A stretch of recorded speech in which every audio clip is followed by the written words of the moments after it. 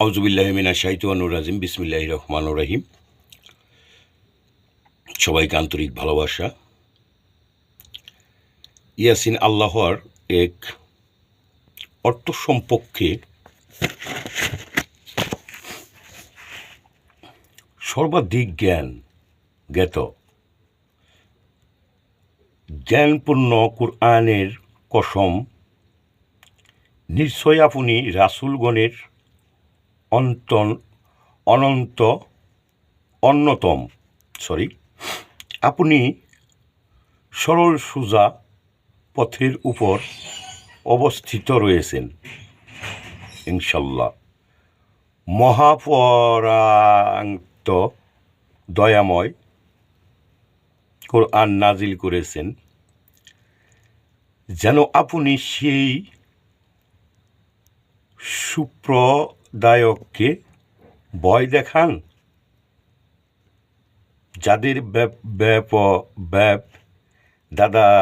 দাদাকে ভয় দেখানো হয়নি। প্রকৃতপক্ষে তারা গাফেল বা খবর ছিল।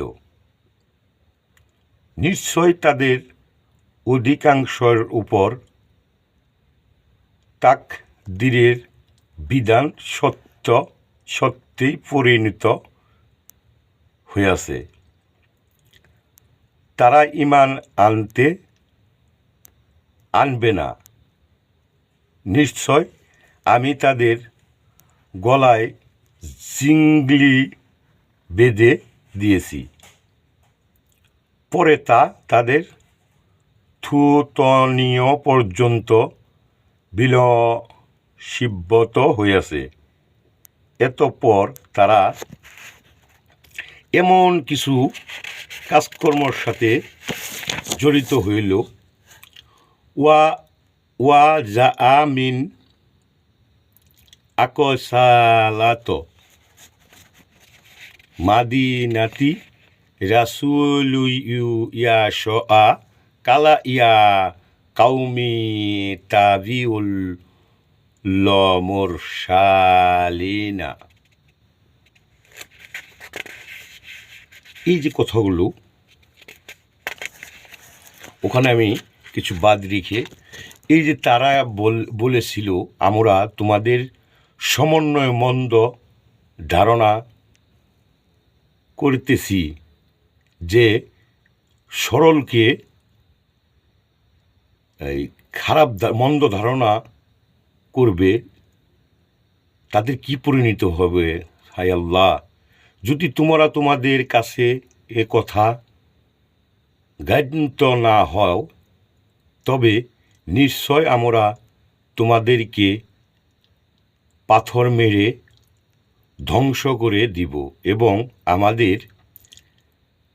আমাদের দ্বারা যন্ত্রণাদায়ক আযাব ভোগ করতে হইবে।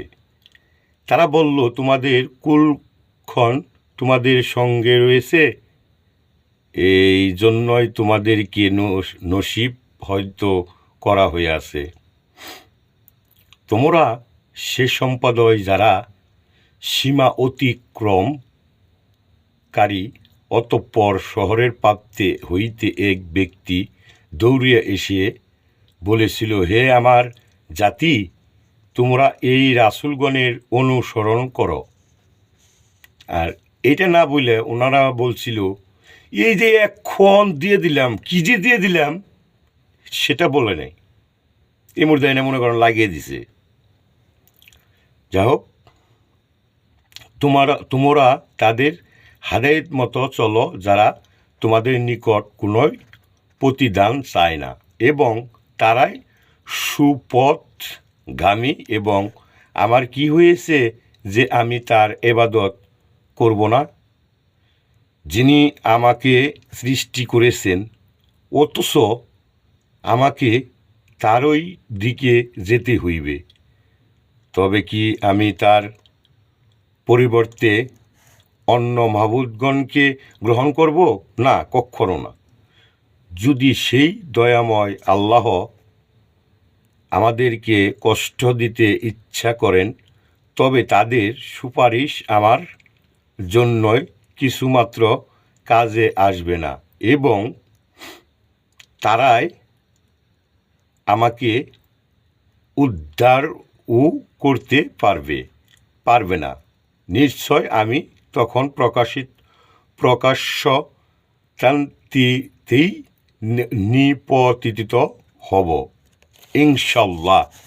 আল্লাহ আমাদের বুঝদান করুক, 5 ওয়াক্ত সালাত আদায় করার জন্য আল্লাহ পাক তৌফিক দান করুক। শুভরাত্রি, সবার জন্য দোয়া রইল ইনশাল্লাহ, ভালো কামনা। ইনশাল্লাহ ভালো থাকবেন।